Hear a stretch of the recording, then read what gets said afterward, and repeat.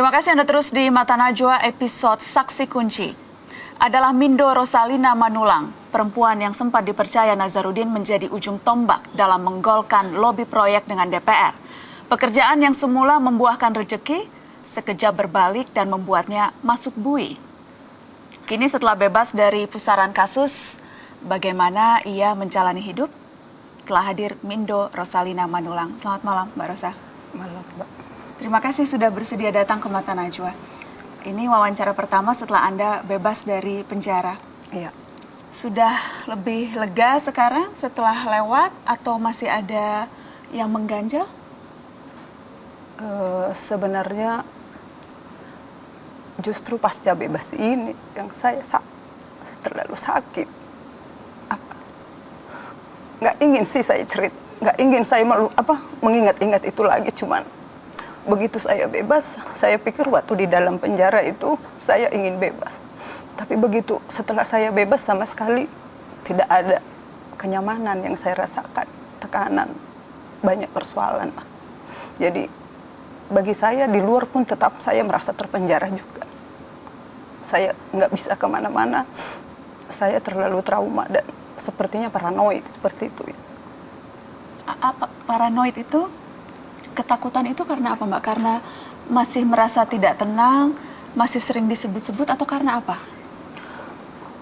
Karena yang saya lihat, ya mungkin semua tahu, semenjak saya ditangkap itu terlalu banyak masalah yang terjadi dan orang menganggap bahwa saya adalah sumber persoalan itu. Jadi itu yang membuat saya nggak kuat itu.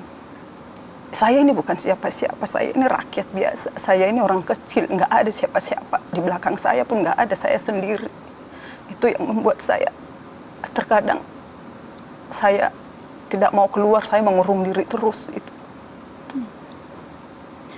Apakah memang ketakutan Mbak Rosa ini ada sebabnya, Mbak, yang bisa Mbak cerita? Apakah memang ada ancaman yang dilontarkan, ada tekanan, atau itu dari mulai saya ditangkap ya, ancaman bukan hanya ancaman, kata-kata orang enggak sudah langsung bertemu dengan saya. Itu saya udah rasakan dari mulai saya April 2011 sampai saat ini pun ancaman itu tetap ada bagi saya. Orang ini cukup punya power dan dia cukup punya kaki tangan seperti itu. Dan Nazarudin, Mbak Rosa, Nazarudin yang sekarang yang memang karena kesaksian Mbak Rosa lah ia kemudian masuk penjara? Saya nggak bisa sebut namanya, mohon maaf aja. Ketika dalam penjara pun Mbak Rosa diancam dan diintimidasi? Iya. Ada cerita spesifik yang bisa Mbak Rosa ceritakan? Kenapa saya putuskan untuk saya masuk di LPSK itu? Saya terlalu sakit waktu di Pondok Bambu. Di situ saya sakit ketika suatu malam, tragedi malam itu yang akhirnya jam 12 malam saya harus minta dikeluarkan. Saya nggak mau mati konyol di situ. Kalau saya ingin bicara dengan seadanya, keluarkan saya dari Pondok Bambu. Dan di situ saya minta ke penyidik KPK untuk saya keluarkan, apa yang minta terjadi ke di Pondok LPSK. Bambu itu, Mbak?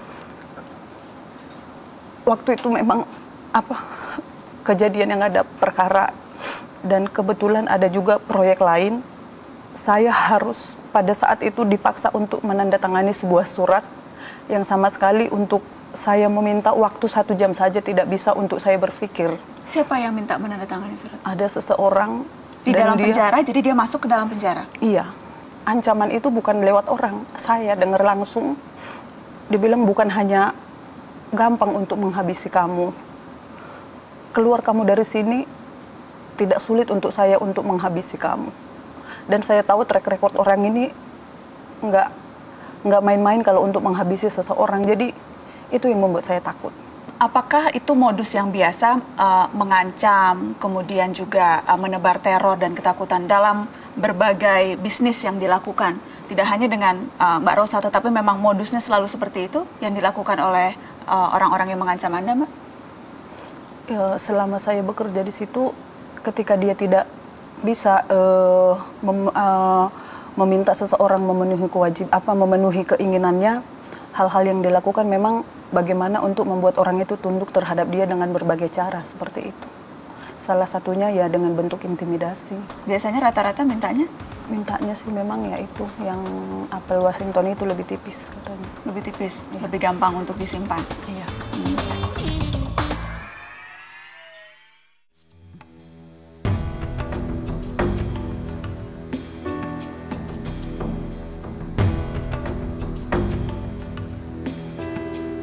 Perempuan ini biasa disapa Rosa. Dari awalnya karyawan biasa melejit menjadi direktur marketing PT Anugerah Nusantara. Berkat kelihayan melobi sembari mengimingi sejumlah fee, rentetan proyek diraih untuk bosnya M. Nazarudin. Hingga suatu ketika Rosa pun tersandung. Terbukti menyuap Sesmenpora, perempuan muda ini mesti mendekam di penjara. Orang-orang yang semula akrab dengannya menjauh dan menyangkal, tak terkecuali mantan anggota DPR dari fraksi Demokrat, Angelina Sonda. Padahal di bawah sumpah pengadilan Rosa berkata, gelontoran fee proyek tak cuma dalam rupiah, tapi juga dolar Amerika. Lepas dari penjara, Rosa masih dibayangi ketakutan luar biasa. Ia merasa bukan siapa-siapa, namun kini terseret petaka kasus yang paling mengguncang negara. Ketika Mbak Rosa sebagai direktur marketing, Iya. ketika itu persisnya yang Mbak Rosa lakukan dan tanggung jawabnya untuk menggolkan proyek itu seperti apa?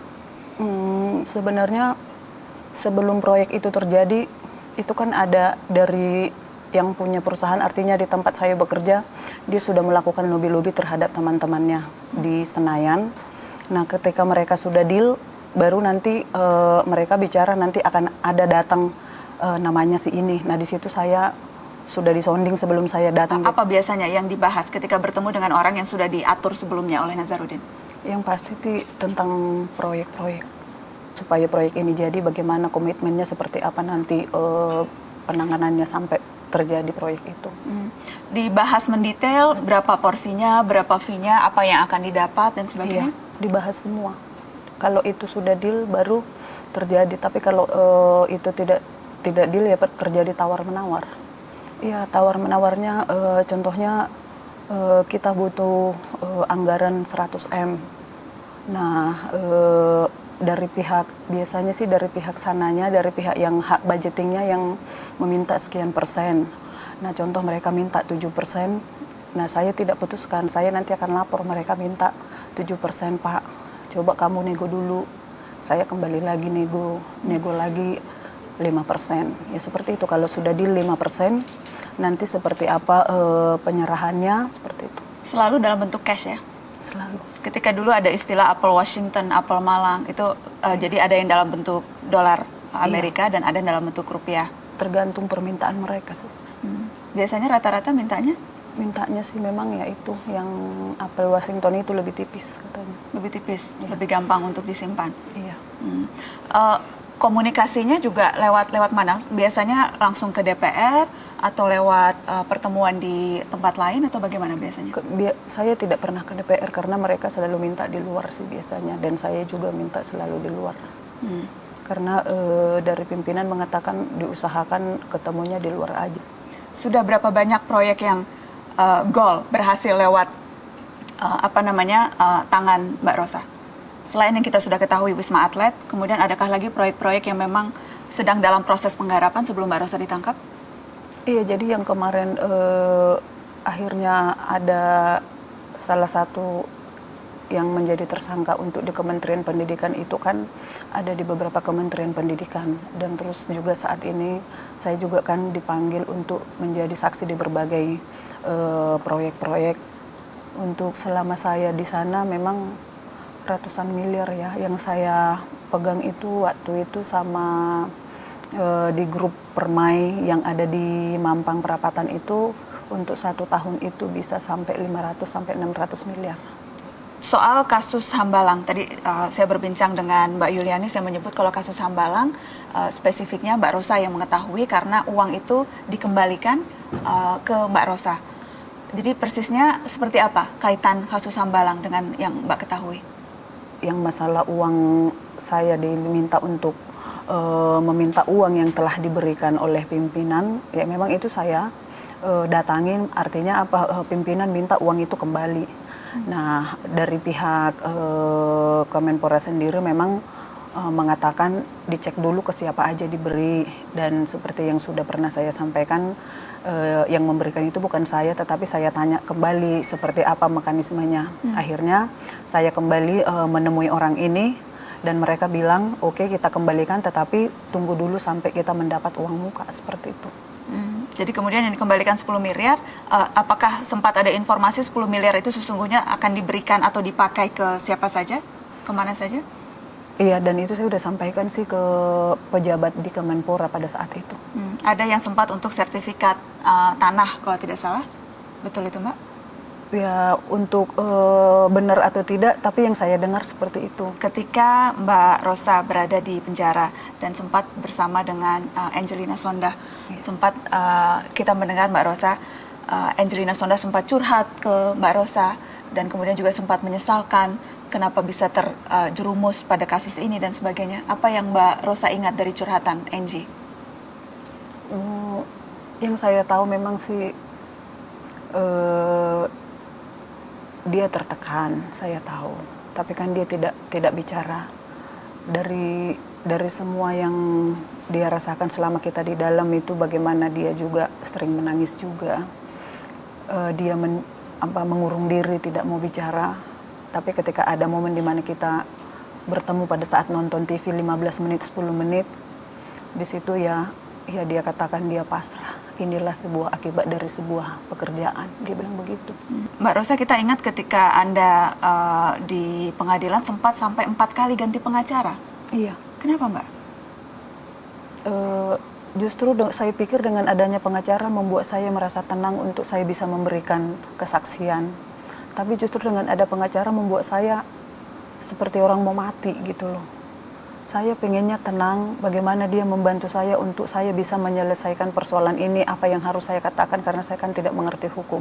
Saya selalu bilang saya tidak suka sering-sering Bapak nongol di media karena itu akan membuat masalah bagi saya nggak mau. Saya bilang biarkan nanti sampai di proses pengadilan, pada saat saya bersaksi atau saya terdakwa nanti biar di situ semua biarkan itu bicara, ataupun kalaupun nanti ada keluar, biarkan dari aparat penegak hukum yang keluar apa yang terjadi tentang kesaksian saya. Pokoknya saya ingin Bapak itu ada di mana saya merasa nyaman. Tetapi yang saya rasakan, saya baru ketemu malam, besoknya apa BAP saya keluar di media. Itu yang membuat saya menjadi sebuah batu sandungan bagi saya. Mbak Rosa, nanti kita lanjutkan setelah pariwara. Pemirsa, tetap di Mata Najwa, Yulianis dan Rosa akan duduk bersama sesaat lagi, masih di Mata Najwa. Mati ditembak, betul-betul bayangan ketakutan itu ada? Iya. Ada. Itu real, takut ditembak? Iya.